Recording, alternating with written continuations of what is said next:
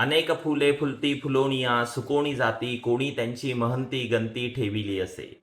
मात्र अमर होयती वंशलता निर्वंश जिचा देशाकरता ने मजसी ने परत मातृभूमीला सागरा प्राण तळमळला.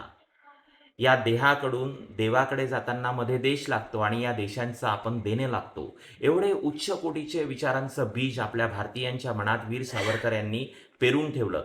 म्हणूनच त्याला आज देशभक्तींची फुलं लागलीत.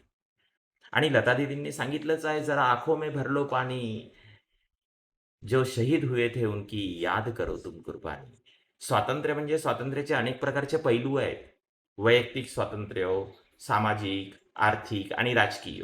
वैयक्तिक स्वातंत्र्यामध्ये येतं लोकांना विचार, भावना, मत व्यक्त करण्याचा आणि आपल्या आवडीनुसार, इच्छेनुसार जीवन जगण्याचा अधिकार.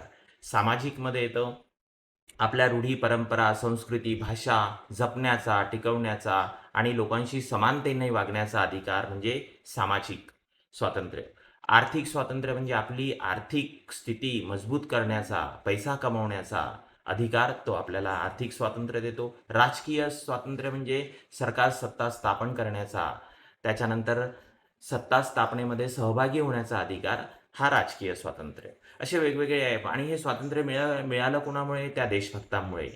तर त्या देशभक्तांची आठवण आज आपण काढूया.